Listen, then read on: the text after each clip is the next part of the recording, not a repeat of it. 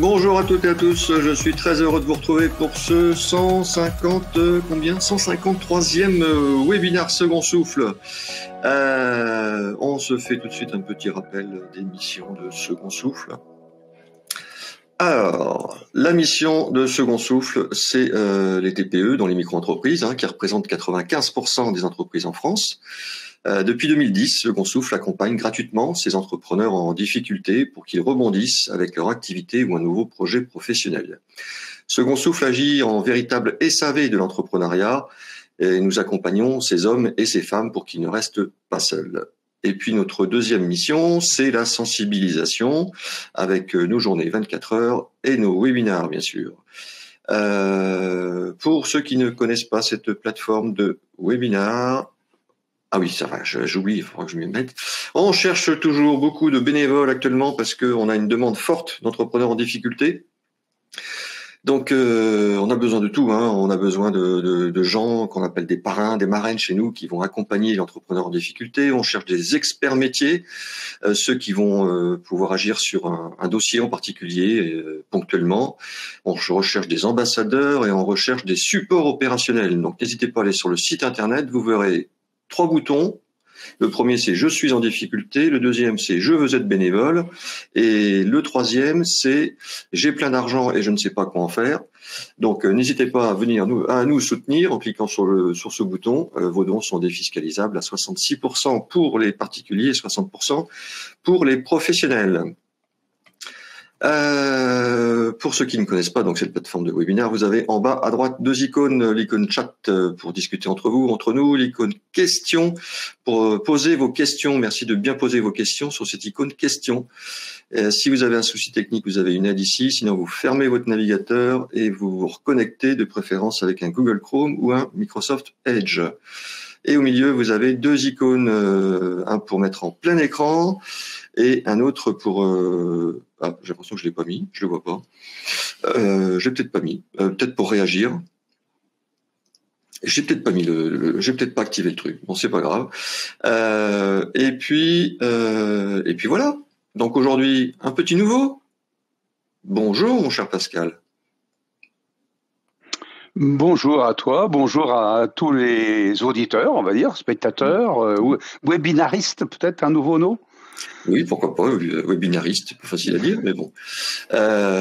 Sachez aussi, je le rappelle, mais que si vous voulez intervenir, je vais dire physiquement, mais en visio avec nous pour poser une question à Pascal, c'est tout à fait possible, il suffira de me le dire dans le chat. Mon cher Pascal, déjà, mais qui es-tu ? Je suis un animal avec un petit peu d'expérience, comme vous voyez tous. J'ai fait une carrière assez classique, beaucoup à l'international, beaucoup de choses comme ça. Et puis, je me suis intéressé aux entreprises justement en difficulté à partir des années 2000. J'étais revenu en France et je suis maintenant en Vendée. Et en voyant ces entreprises en difficulté, je me suis rendu compte qu'il y avait des tas de choses positives dans les entreprises, mais ce qui manquait de façon la plus claire, c'était la finance.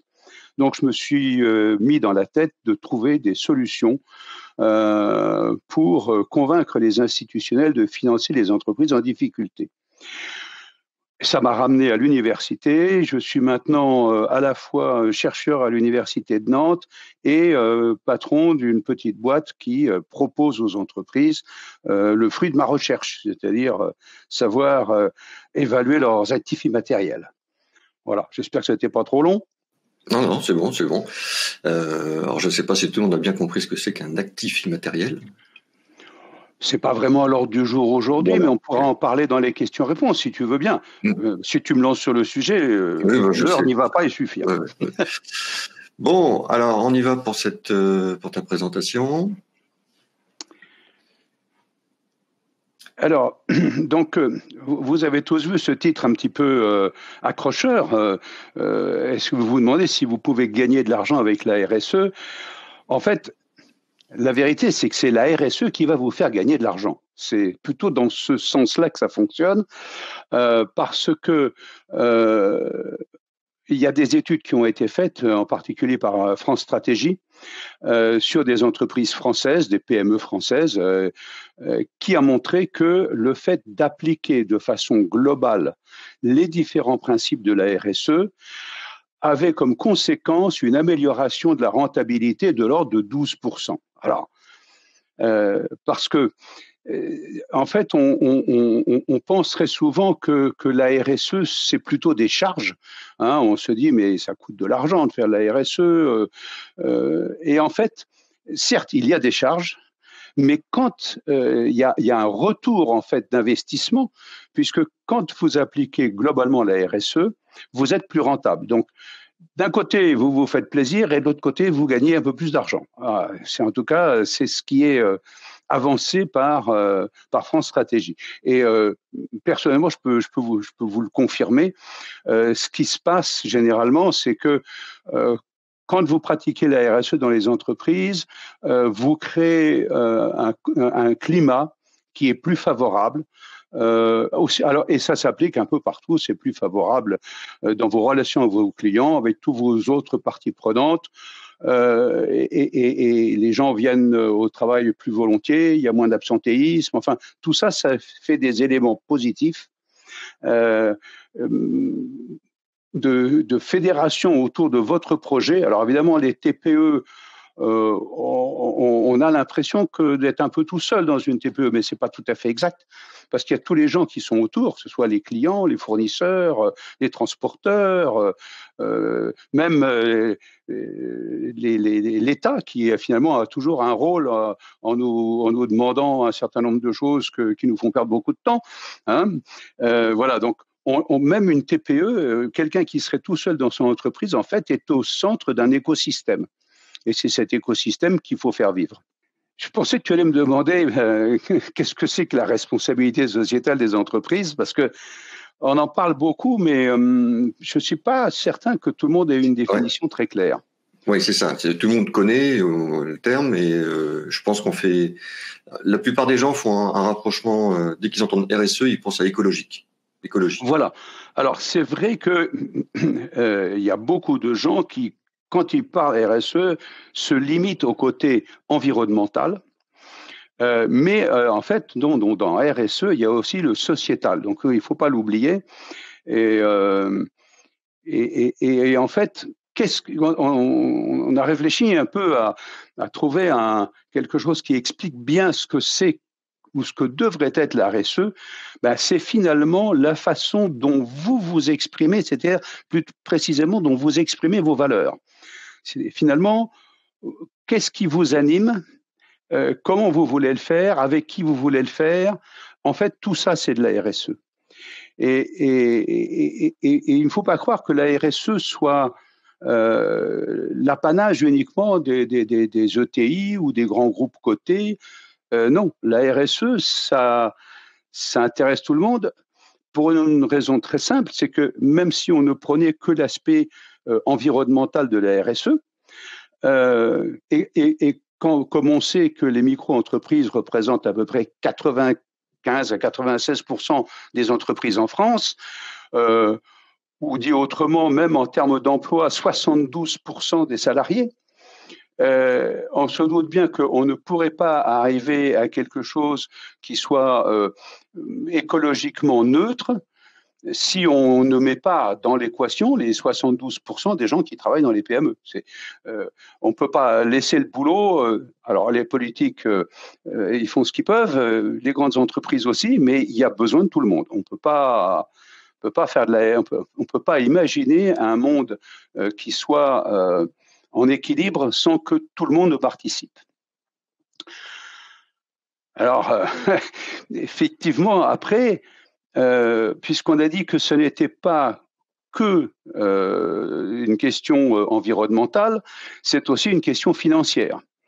Et en fait, vous avez certainement, les uns ou les autres, entendu parler de matrice de matérialité, voire de matrice de double matérialité. En tout cas, c'est ce qui a été choisi, la double matérialité, comme obligation par le normateur européen qui est l'EFRAG dans les nouvelles normes de reporting extra-financier. Alors, les TPE ne sont pas soumises au reporting extra-financier, mais par contre, ils doivent bien comprendre quand même de quoi il s'agit, parce que peut-être que leurs donneurs d'ordre vont leur poser des questions. Donc, en fait, même s'ils n'ont pas envie, il va falloir qu'ils soient un peu au courant. On n'a pas trop le choix. Alors, donc, on parle... La matrice de matérialité, hein, c'est comme c'est écrit sur la petite phrase en haut, là, c'est l'ensemble des impacts. Hein, c'est votre impact, vous, de votre entreprise et de vous-même sur tout ce que vous faites, tout ce que votre entreprise va faire. Donc, c'est pas uniquement écologique. Hein. Voilà, c'est aussi l'impact sociétal. Et on pourrait aller plus loin, puisque tout à l'heure, j'ai parlé d'actifs immatériels. C'est l'impact sur tous les actifs immatériels. Donc, tu vois, on va pouvoir ouvrir le débat après. Donc, la double matérialité, très schématiquement, c'est un petit peu ce qui est représenté là. C'est ce que comment la nature peut impacter votre business. Par exemple, s'il y a une forêt qui brûle à côté de votre entreprise et que votre entreprise est détruite, et que le feu de forêt aurait été l'origine, ça aurait été une sécheresse extraordinaire, vous voyez bien que la nature peut impacter votre activité et donc aussi vos résultats financiers. Et inversement, quand vous avez une activité, et quelle que soit la taille de l'activité, si vous utilisez des produits toxiques et que vous les rejetez dans la nature, vous polluez. Et vous avez donc un impact sur la planète. Donc, la planète a un impact sur vous et vous avez un impact sur la planète. Et c'est ce double flux qu'on appelle la double matérialité. Si vous imprimez tous vos emails sur du papier avec votre imprimante, vous contribuez à ça. Voilà. Tiens, j'ai une question de Delphine. Oui. Est-ce que la RSE peut être comparée à une stratégie d'entreprendre au sein d'une entreprise ? Alors, je pense que dans toute stratégie d'entreprise, il faut inclure de la RSE. La responsabilité sociétale, c'est la responsabilité qu'on a vis-à-vis des autres. Et donc, effectivement, dans sa façon d'organiser son activité et dans sa stratégie, on peut effectivement, par exemple, et quel que soit le niveau de l'entreprise, décider d'acheter des produits qui seront locaux plutôt que des produits qui viendraient de très loin. Et on peut, sur le plan sociétal, même à son niveau, avoir une action sur l'éducation autour de soi. Il y a plein de façons. On verra quels sont les thèmes de la RSE peut-être tout à l'heure ensemble, mais il y a plein de choses qu'on peut faire et qui sont en fait la stratégie profonde de l'entreprise.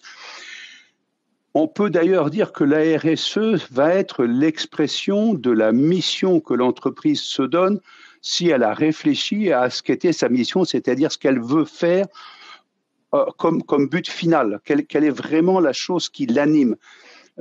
Souvent, les entreprises sont créées parce que le créateur a l'envie d'améliorer les conditions de vie des gens en leur offrant des produits, des services qui sont utiles. Mais ça peut être très, très théorisé, très généralisé. Et il y a des grandes entreprises qui se donnent comme mission d'améliorer la santé de la population mondiale. Bon, alors évidemment, on peut faire la même chose à tous les niveaux.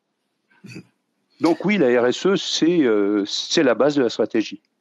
Et puis on peut répondre à Pierre, oui, parce qu'il nous dit une définition de la RSE n'est-elle pas de dire la prise en compte de toutes les parties prenantes ? Alors, ça fait partie de la RSE. Il n'y a pas que les parties prenantes, hein, mais effectivement, on se doit de savoir quel est l'impact qu'on a sur tous les gens avec lesquels on a des relations. Finalement, ce qu'on appelle les parties prenantes, c'est assez difficile à fixer comme limite parce que il n'y a pas de limite aux parties prenantes. Le postier qui vous amène le courrier, finalement, il vous est utile, donc c'est une partie prenante. Mais donc, ce qu'il faut faire, c'est de faire un tri entre les parties prenantes stratégiques et l'ensemble des parties prenantes, parce qu'effectivement, si on va trop loin, on finit par se noyer, on ne voit plus l'utilité. Par contre, les parties prenantes stratégiques, votre transporteur, si vous avez besoin de livrer vos colis, voilà, vous pouvez pas faire l'impasse là. Merci de poser vos questions, Jacques. Dans la partie questions, tout en bas, vous avez 2 icônes, un chat et questions. Vous cliquez sur questions, puis vous copiez-collez votre question. On la posera tout à l'heure. Tiens, puis attends, pendant que j'ai la parole, je voulais revenir sur voilà, sur ça. La RSE, c'est une façon d'exprimer vos valeurs. Alors, pour ceux qui nous suivent régulièrement, je crois que c'est la 3e ou 4e fois qu'on parle de valeurs depuis le début de l'année dans les webinars, et on en a parlé quand on a parlé digital, quand on a parlé marketing, quand on a parlé création d'entreprise. Donc, connaître ces valeurs, c'est très important pour aussi donner des valeurs à votre projet d'entreprendre. Si je vous demande quelle est la valeur de votre entreprise, pourquoi vous créez, et puis que vous me dites, c'est pour gagner de l'argent, là, vous n'avez pas assez réfléchi. Là. Il faut aller un peu plus loin. Il faut trouver vos valeurs pour ensuite créer votre projet. Je te laisse continuer, mon cher Pascal. Mais merci.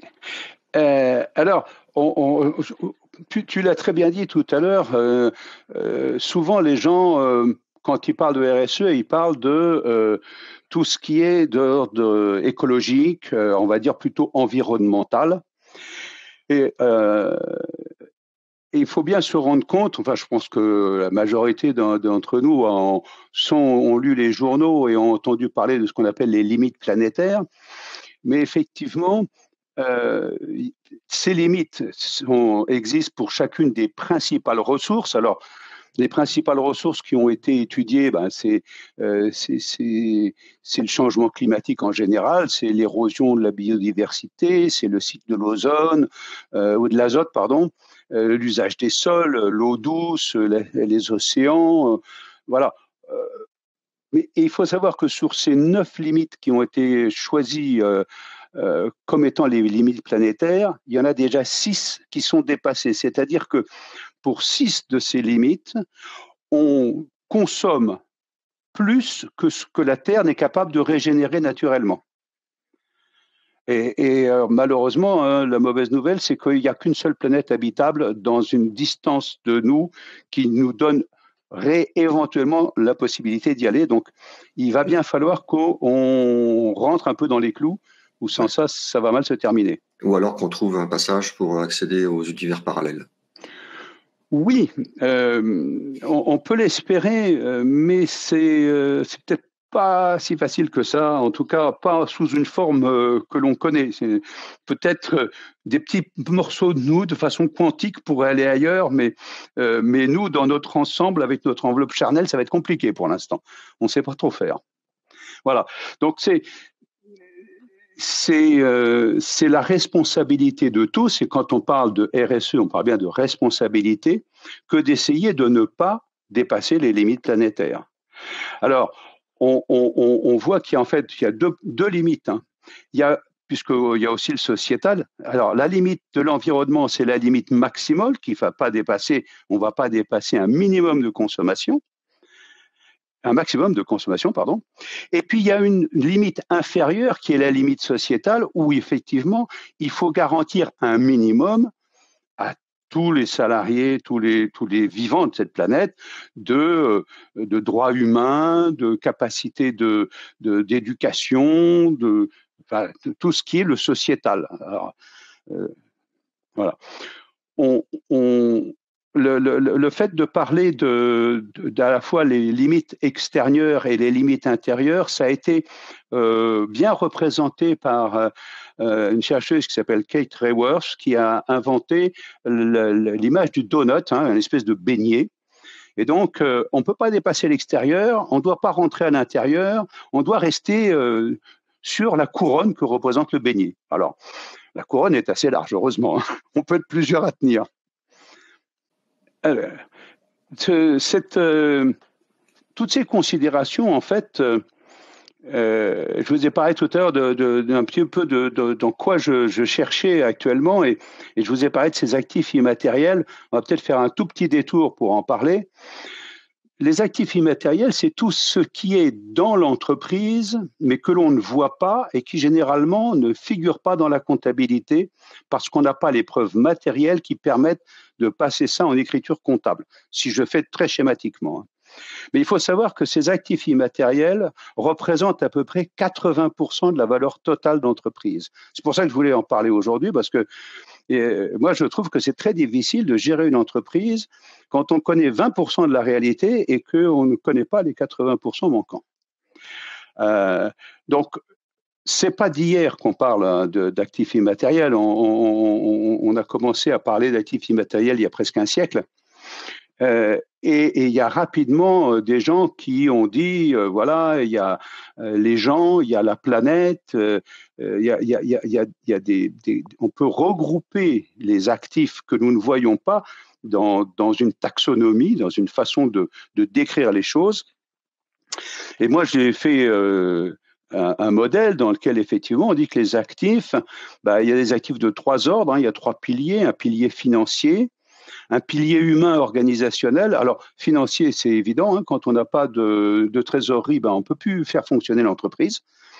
Et puis, il n'y a pas que la trésorerie, il y a tout le reste de la finance.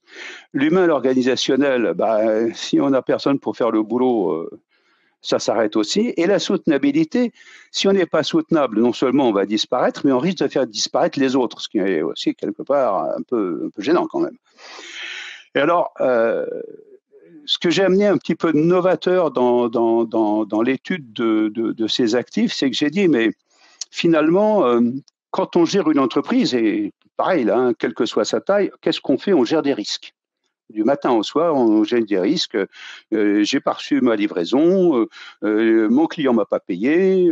Tu peux dire le bon terme, on gère des merdes.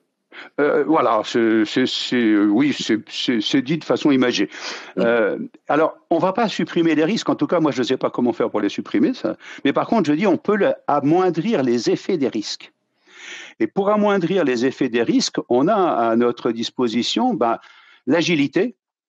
Si on est plus agile que les autres, même si, devant le même risque, on va avoir une réponse plus rapide et donc qui sera positive pour l'entreprise. On peut avoir une certaine forme de résilience. On avait bien pris ses vacances avant, on est en pleine santé et donc on va pouvoir affronter une surcharge de travail, par exemple. Mais il y a d'autres formes de résilience. Et puis, peut-être que ça va surprendre, mais il y a le mot alignement. Il y a le mot alignement parce que je reviens à ce que je disais tout à l'heure sur la RSE. La RSE, ça rapporte de l'argent à condition de le faire de façon globale. C'est-à-dire de faire toutes les choses qui sont prévues dans un plan RSE. Et l'alignement, ça sert à quoi? Ça sert à vérifier que ce que l'on promet que l'on va faire dans ses déclarations est effectivement ce que l'on fait dans les faits. C'est, grosso modo, qu'on ne fait pas de greenwashing, quoi. Donc, et si ça n'est pas aligné, ça ne fonctionne pas. C'est-à-dire que si vous demandez à des gens dans une entreprise, vous les obligez à faire quelque chose qui est contraire à ce que l'entreprise déclare comme étant être ses valeurs, les gens finalement sont démotivés et finissent par s'en aller. Donc ça ne marche pas. Ça veut dire que la RSE dans l'entreprise des aiguilleurs du ciel, elle n'a pas été faite dans toutes les étapes. Alors, c'est un dossier un peu particulier, celui-là. Mais oui, parce que finalement, c'est très catégoriel. Et ça, c'est un des problèmes classiques de passer de quelque chose de logique et d'acceptable par tous contre les intérêts catégoriels d'un petit groupe de personnes. Alors en ce moment, on en parle beaucoup. On parle beaucoup du fait que ceux qui ont la possibilité de faire grève pendant les vacances scolaires, par exemple, ou les départs de week-end, ils obtiennent plus facilement ce qu'ils veulent. On remarque. Les contrôleurs aériens, ils sont dans ce groupe-là. Quand ils ont retiré leur préavis de grève, il a fallu quand même annuler les vols. C'est dire à quel point leur petit groupe, leur petit nombre, est effectivement impactant. Alors, ce qui est peut-être le plus difficile au départ, quand on veut mesurer sa RSE et mesurer ses impacts, ben c'est justement c'est de les déterminer.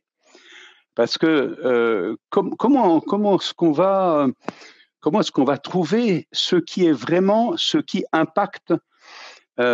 C'est pas si facile que ça. Parce que ça n'est pas tout simplement, par exemple, le fournisseur avec lequel on aurait le plus d'échanges. Parce que si ça se trouve, ce fournisseur-là, il vous offre des produits et services qui sont parfaitement sains et normaux, et donc qui n'impactent pas particulièrement la planète. Par contre, vous pouvez avoir un petit fournisseur ou un petit client, inversement, qui vous fournit des produits extrêmement toxiques ou qui répand des produits extrêmement toxiques. Et donc, en fait, il faut regarder pour déterminer ses propres impacts, non pas la valeur financière des choses, mais effectivement leur impact sur la nature ou sur vos finances. Donc, ce que j'ai trouvé le plus facile comme méthode pour quand on commence, c'est d'essayer de se raccrocher à la chaîne de la valeur. Parce que ça, finalement, c'est une notion qu'on partage tous, qui est bien connue, qui est en tout cas plus connue que la RSE déjà. Et on sait que dans la chaîne de la valeur, on s'intéresse d'abord aux matières premières, puis au transport, puis à la production, puis au transport secondaire, puis à la vente, et puis éventuellement à la fin de vie. On aurait pu rajouter au milieu de tout ça dans la production, on peut détailler, hein, on peut faire de l'éco-conception, on peut faire plein de choses, mais grosso modo, quand on a fait ces 6 étapes, on a à peu près regardé tous les endroits où pourrait y avoir des impacts. Et après, ce qu'il va falloir déterminer, c'est quelle est l'importance de l'impact. Est-ce que c'est quelque chose qui va faire très mal?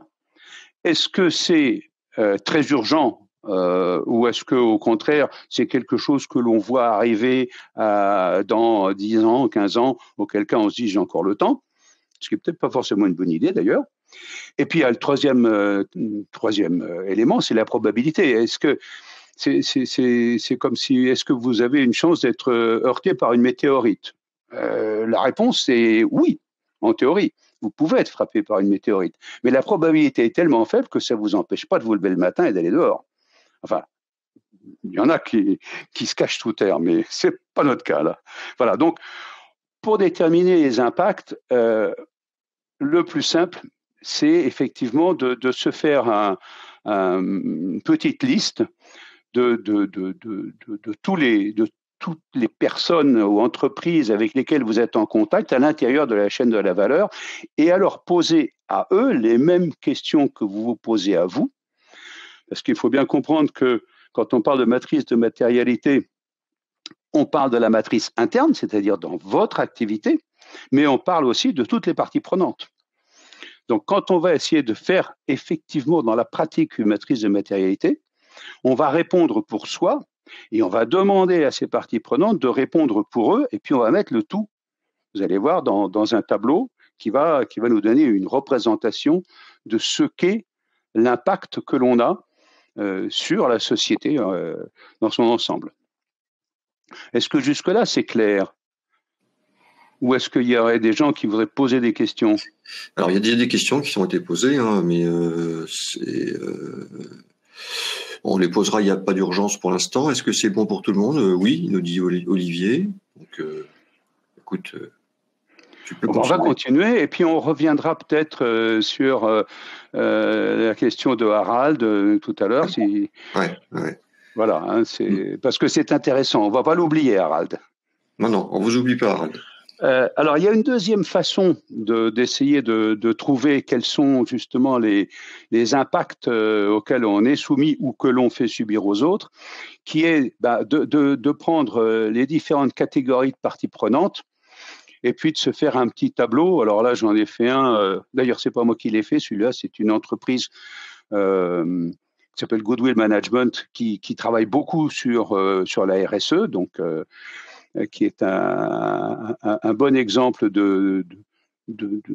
d'entreprise de conseil qui peut aider les gens à faire de la RSE. Et effectivement, là, on a listé les grandes catégories d'entreprises ou de cas dans lesquels il peut y avoir des impacts. Généralement, quand on regarde tout ça, il vient à l'esprit un certain nombre de noms, et puis on fait une liste. Une fois qu'on aura donc déterminé, c'est l'étape, la première étape, et elle est cruciale, hein. Une fois que on a déterminé quelles sont les parties prenantes, on va passer à la deuxième étape, qui est de se poser la question de savoir quels sont les impacts auxquels on est vraiment soumis, nous et eux. Et pour ça, généralement, alors il y a plusieurs modèles effectivement qui existent. Il y en a un qui est celui qui est le plus proche de la RSE, qui est basé sur la norme ISO 26000, puisqu'en fait, la RSE est basée sur la norme ISO 26000. Et en fait, ce que l'on dit, c'est que on peut faire des outils, en tout cas, nous, on en a, qui vont, pour chacun des actifs qui sont importants, de regarder plus en détail dans des dimensions qui sont les dimensions qui sont listées dans la norme ISO 26000. Et pour chacune de ces dimensions, on va avoir une espèce de liste de choix pour choisir quelque chose qui est considéré par la personne le répondant comme important, impactant pour l'entreprise. Par exemple, on pourrait avoir effectivement les risques d'approvisionnement ou la dépendance aux gros clients. Alors ça, c'est quelque chose qui est assez important pour les TPE qui, quelquefois, n'ont pas un grand nombre de clients, et donc quelquefois des clients qui peuvent un peu faire la pluie et le beau temps. Mais voilà, il y a toute une série de possibilités. Et une fois qu'on a choisi un certain nombre de problématiques, eh ben, on va décider si c'est urgent ou pas. Alors, moyennement, très stratégique, voilà. Généralement, ce sont des échelles à 4 niveaux. Et puis, on va déterminer en même temps si cette cause peut avoir un impact faible, fort, moyen. Donc, on les classe aussi par impact. Je rappelle, hein, on fait ça pour soi et pour les autres. C'est ça qui va être intéressant. Et on va regrouper l'ensemble de toutes ces problématiques en essayant de déterminer quelle est la matérialité qu'on a soi-même pour essayer de résoudre la question. Parce que si on a un problème qui est avec un fort impact, mais que on maîtrise parfaitement le sujet, bon, bah, en fait, il y a plus de sujet. L'impact, on le.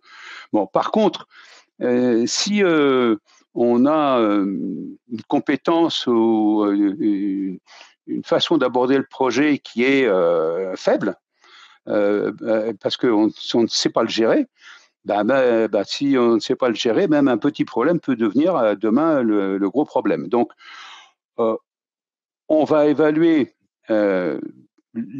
grosso modo sur les différentes dimensions qui sont la dimension de la RSE, hein, qui sont la gouvernance, les droits de l'homme, les relations et conditions de travail, l'environnement, la loyauté des pratiques, le droit des consommateurs et le développement local. Alors, développement local, on voit bien que ça, c'est plutôt du sociétal. Droit des consommateurs, c'est aussi du sociétal parce que c'est la façon dont on se projette vers les autres. La loyauté des pratiques, c'est tout à fait du sociétal. Par contre, l'environnement, là, on est bien dans le côté, j'allais dire, naturel. Les relations et conditions de travail, c'est du sociétal aussi parce que c'est les relations internes, certes, mais c'est des relations sociales à l'intérieur de l'entreprise. Et la gouvernance aussi, ça a un impact sur la vie dans l'entreprise et sur la vie et sur les relations avec les parties prenantes. Donc, on est toujours un peu à cheval entre l'interne et l'externe. Et là, on voit bien que ça ne touche pas que l'environnement et que l'écologie. Voilà. Et je disais tout à l'heure, on peut alors faire une matrice de matérialité dépend en fait de l'objectif que l'on a quand on fait cette matrice. Est-ce qu'on veut simplement répondre à une norme? Est-ce qu'on veut l'utiliser pour communiquer avec des parties prenantes? Parce que c'est important. Et suivant ce qu'on veut faire, on va pouvoir aller chercher des choses qui peuvent être en dehors de la cible du scope de la RSE. Hein, tout à l'heure, on parlait des actifs immatériels qui sont pour une bonne partie en dehors de la RSE. Si on estime, si on a l'envie d'avoir une vision plus large, rien n'empêche d'utiliser une autre taxonomie et de se poser d'autres thèmes, d'en rajouter, d'en diminuer. C'est quelque chose qu'on fait pour soi, pour son entreprise, pour figer à un moment un certain nombre de choix, les expliquer, et puis éventuellement dans le temps recommencer la mesure pour voir si on s'est amélioré ou pas. Parce que dans l'absolu, une note, ça ne veut rien dire. Ouais, non, ça c'est bien. Ça. On le fait jamais assez. On se teste, on fait des trucs, etc. Mais on le fait une seule fois. Alors si on veut savoir si on a évolué, il faut le refaire au moins une deuxième fois, quelques temps après. Alors pour deux raisons. La première, c'est on sait si on va ou non dans la. Alors qu'est-ce que c'est que la bonne direction? La direction qu'on aura choisie. Pour moi, la bonne direction, c'est celle qu'on a choisie. Et si on y va, c'est bon. Mais surtout, on se conforte dans le fait que les décisions qui ont été prises ont eu des résultats positifs. Parce que si on ne remesure pas, on ne sait pas si les décisions qu'on prend, finalement, ont un résultat positif ou non. Donc, il faut se tester régulièrement.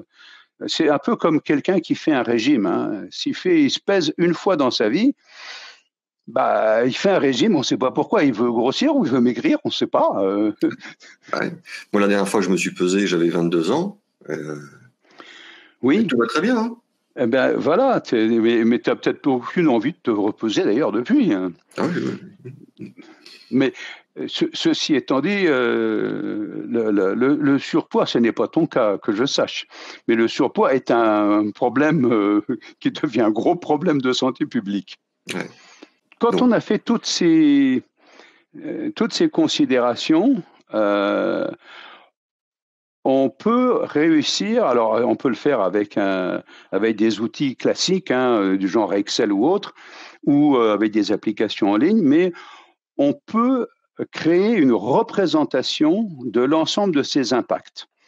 Alors, ça ressemble à quelque chose qui peut être, par exemple, de cet ordre-là.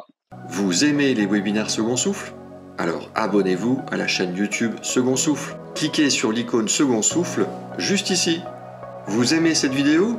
Alors dites-le moi avec un j'aime et un commentaire. Merci.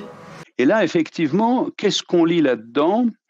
On lit que d'abord, il y a l'impact interne et l'impact externe, c'est-à-dire les parties prenantes. Alors, il va y avoir un axe qui sera les parties prenantes internes, et puis un axe vertical qui sera les parties prenantes externes. Ensuite, on va placer, enfin, c'est généralement le logiciel qui fait ça. Il va placer chacun des. Alors, on trie évidemment. Il y a un tri qui se fait sur un certain nombre de points, parce qu'on ne pourrait pas faire une représentation où on prendrait en considération une centaine de mesures différentes, on ne verrait plus rien, ça n'aurait aucun sens. Donc, on trie tout ce qui est stratégique, c'est-à-dire qu'est-ce qui est avec un impact fort, avec une probabilité forte, etc. Donc, on les trie. Et donc, l'axe des X, c'est les impacts internes. L'axe des Y, c'est les mêmes impacts pour les parties prenantes. Les petits points, c'est le thème qui est derrière. Alors, par exemple, si je prends ici celui-là, on se rend compte, en tout cas pour cette entreprise, on se rend compte qu'il y aurait un problème de gouvernance relativement important pour l'entreprise, un petit peu moins pour les parties prenantes, effectivement, parce que, mais voilà. Et puis, tu dis ça par rapport à sa position ou à la taille? Oui, alors la taille, c'est la probabilité d'occurrence. D'accord. Donc en fin de compte, Voilà. il y a une forte probabilité d'occurrence pour la gouvernance, et on voit qu'il y a c'est un impact plus en interne qu'en externe. Voilà. Et alors, il y a aussi, on voit qu'il y a 4 couleurs différentes.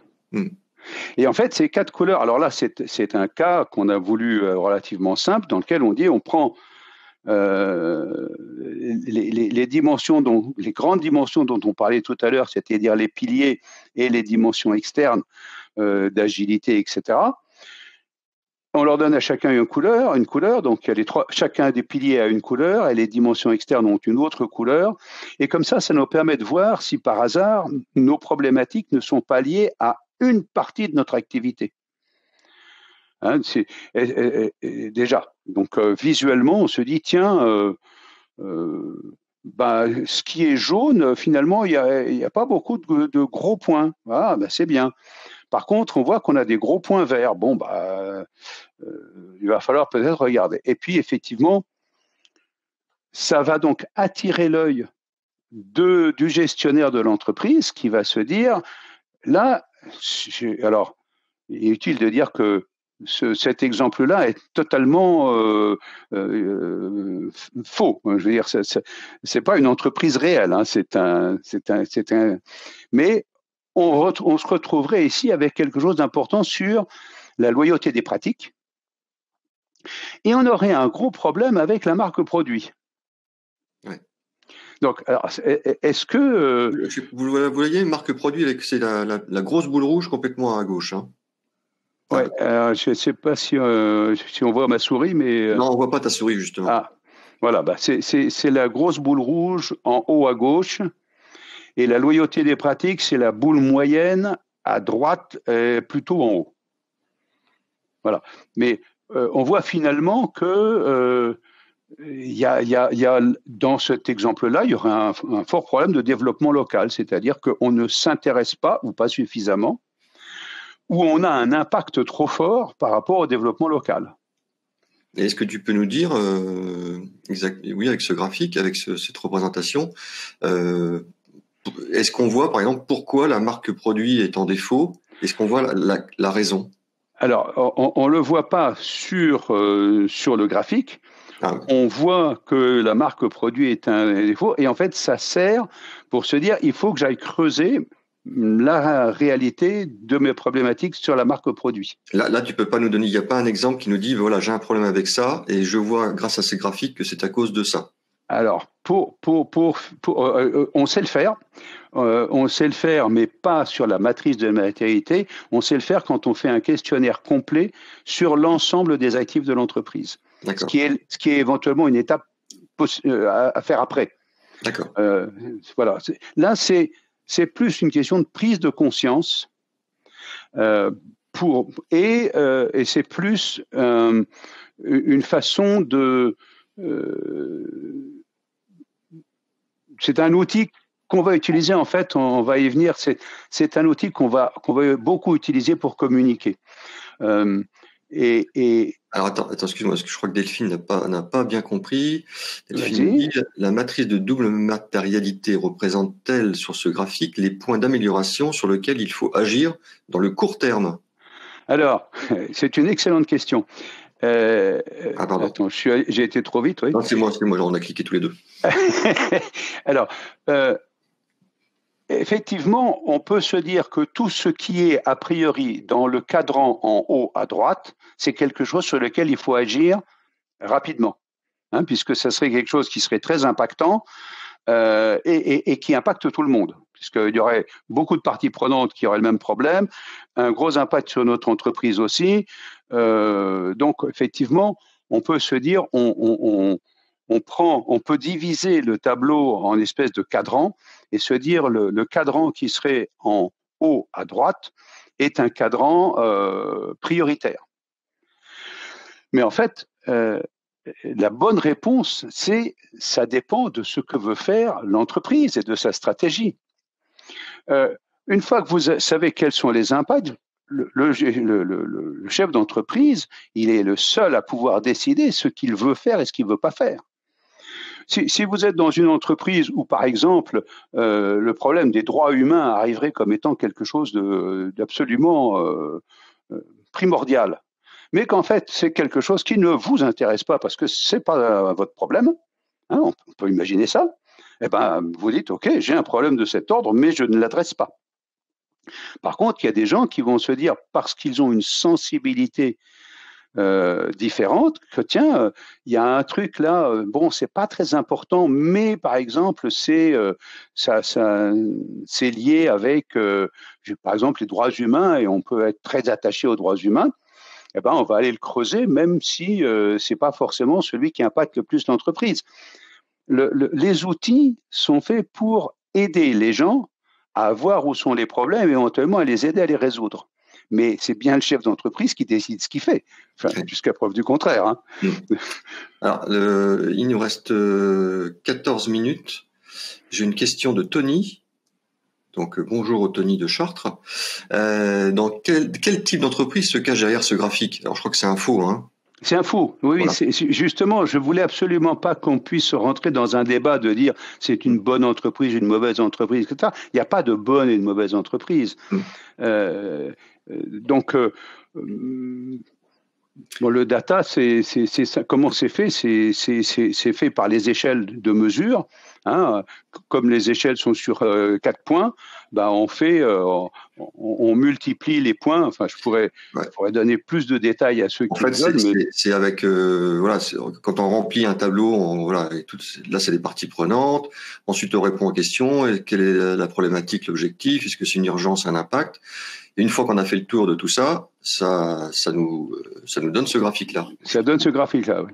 Ça reprend l'ensemble des réponses et ça les classe par ordre d'urgence, d'importance et de probabilité. Voilà. Donc, est-ce que ça a répondu à la question? Je pense. Mon cher Tony est un homme intelligent. Je pense qu'il a tout compris. Oui, il a compris. Voilà. Faut avancer un petit peu plus vite parce qu'il y a quand même quelques questions auxquelles il faudra répondre. Ouais. Alors, on peut passer sur le comment faire en détail, mais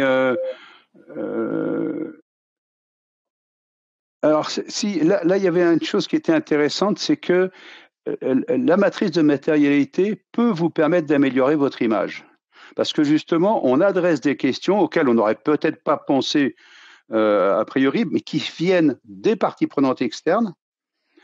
Et donc, si on modifie tout ça, et si on modifie, par exemple, ces relations avec les parties prenantes, on peut améliorer l'image du produit et l'image employeur.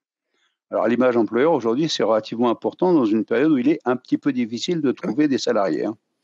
Où ça va peut-être déterminer, vous allez peut-être vous rendre compte qu'avec un de vos fournisseurs, vous avez la même sensibilisation sur certaines valeurs, et puis il va peut-être vous faire une remise supplémentaire parce qu'il vous aime bien.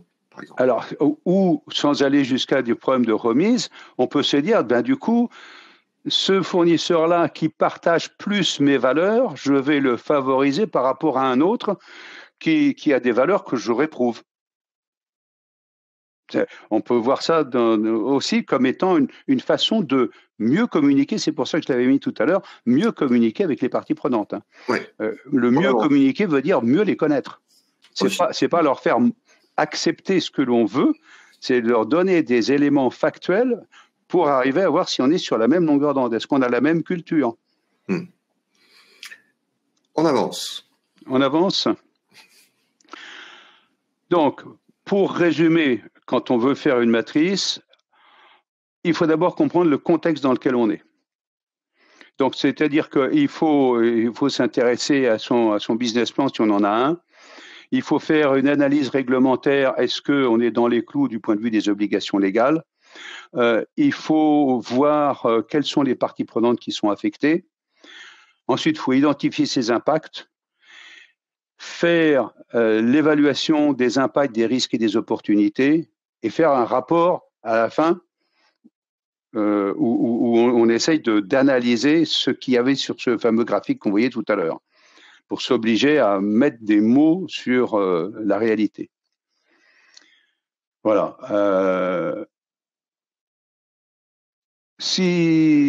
On va répondre aux questions et puis on ira plus loin après. D'accord. Alors, tiens, tu voulais répondre à Harald. Donc, je lis quand même la question. Alors, elle est assez longue. On est en deux parties. Je vais la lire, puis tu pourras y répondre.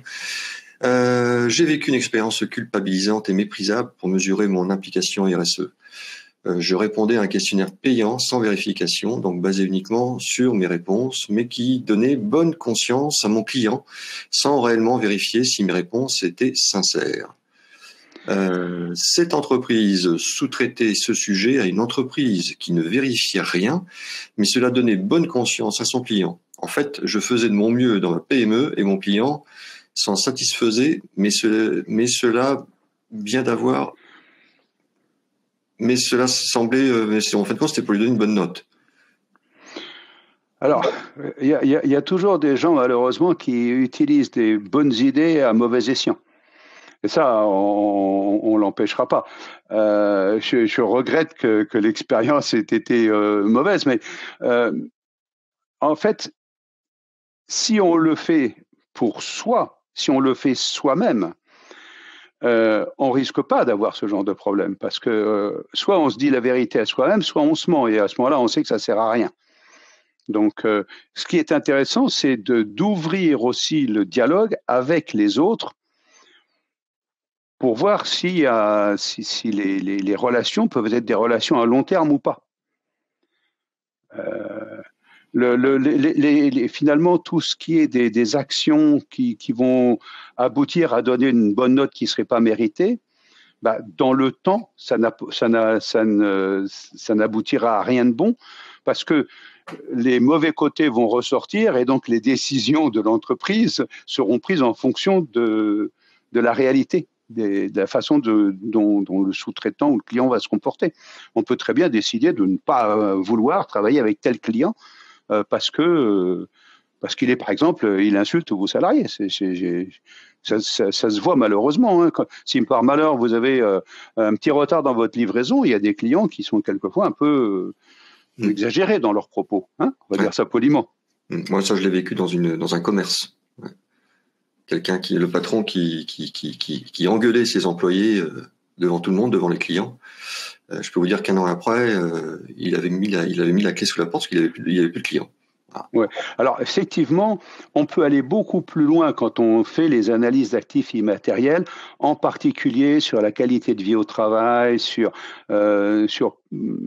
parce que plus on peut descendre dans la granularité, c'est-à-dire répondre à des questions simples, et plus la réponse a une chance d'être vraie. Hein, on peut mesurer quelque chose de petit, mais c'est difficile de mesurer un gros agrégat.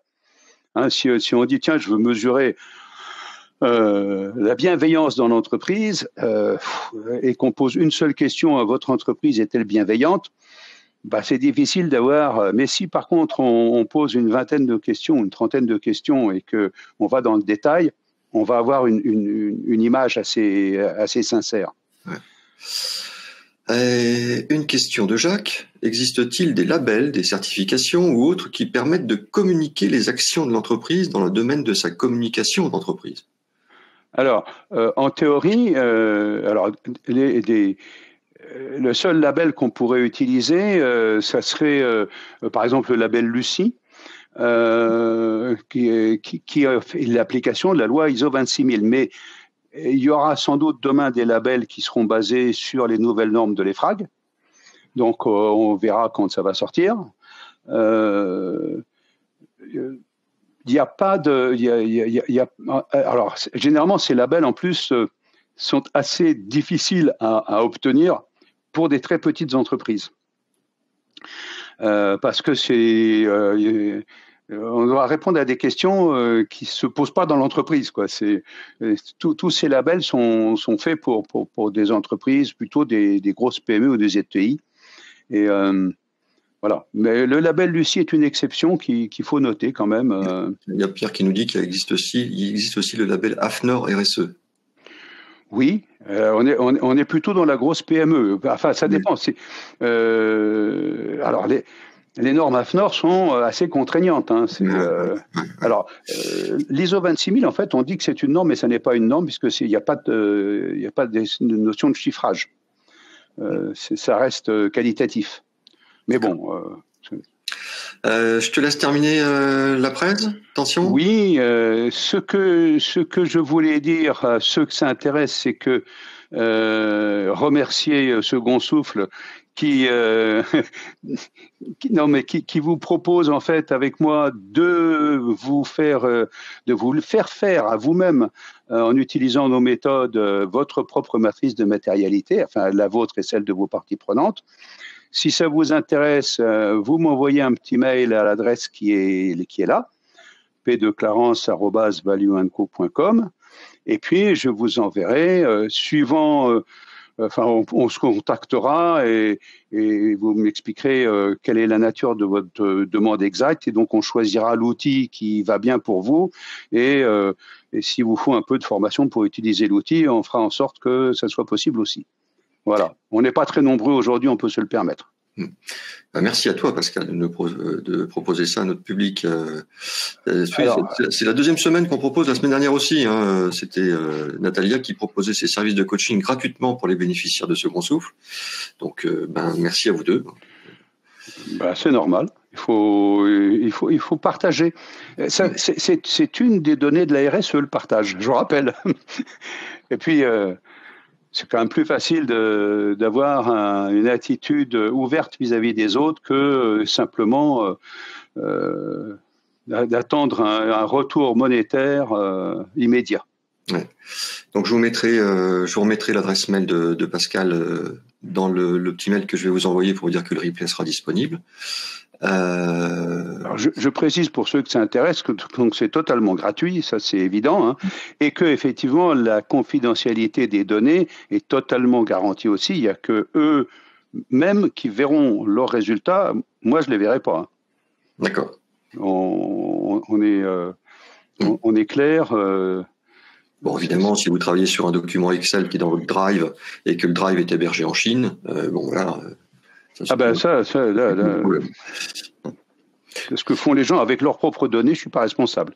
Mais ça sort pas de chez nous. Si ça rentre chez nous, ça n'en sort pas. Bien, merci beaucoup, mon cher Pascal. C'était clair, je crois, pour tout le monde. Il y a des grands merci partout. Moi, je suis très content d'avoir, si ça a été utile à quelqu'un. Ah oui, j'ai complètement oublié de te dire, mais je serai par chez toi dans 15 jours. Donc, peut-être l'occasion de se j'espère voir. bien que tu viendras me voir. Voilà. Bon, on en reparlera tous les deux. Voilà. Donc c'était notre dernier webinaire, hein, parce qu'après je pars en vacances. Pas tout le temps, pas pendant 2 semaines, mais bon. Donc nous, on se revoit dans 3 semaines. Ça sera donc le 17 mai. Et d'ailleurs, je vais vous mettre un petit goût de vacances avec cette superbe photo déjà. Ça va nous manquer quand même. Hein. Ouais. Bon, ça c'est une photo libre de droit parce qu'on voit très bien que c'est moi. Je précise, je suis à gauche. Ah oui, j'allais te poser la question. Ouais. Ça serait bien une photo qui pourrait être prise dans ta région, ça, mon cher Pascal. Ça ressemble à un bord de mer, oui, effectivement, mais ça pourrait être un grand lac aussi. Hein. On ne sait pas. Ouais. Donc là, c'est notre ami David Jeruzelska, voilà, j'essaie de le prononcer correctement, qui reviendra nous voir pour, vous savez, David, c'est sympathique et captivant et énergique médecin qui vient nous parler des secrets pour garder une énergie pérenne. Voilà. Ça sera le 17 mai et je vous rappelle pour ceux qui ne l'ont pas vu que le 24 mai, donc la semaine suivante d'après, je ferai un webinaire en direct de Montréal. Voilà, vous allez voir des entrepreneurs français qui ont décidé de partir. Voilà. Et puis, comme d'habitude, à la fin de ce webinaire, vous serez redirigé vers la page Second Souffle. Vous verrez cette superbe photo de vacances et il n'y aura plus qu'à cliquer dessus pour vous inscrire. Et moi, je vous envoie un petit mail d'ici 16h pour dire que le replay est disponible. On pourra télécharger ta présentation, mon cher Pascal. Oui, pas de problème. Et puis voilà. Puis après, moi, je vous dis bon week-end et puis on se retrouvera le 17 mai. Voilà. Bonnes vacances à toi et bonne fin de semaine à tous les autres. Merci Pascal, merci à vous toutes et à vous tous. Je vous embrasse, je vous souhaite un bon week-end et au 17 mai. Bye bye. Au revoir.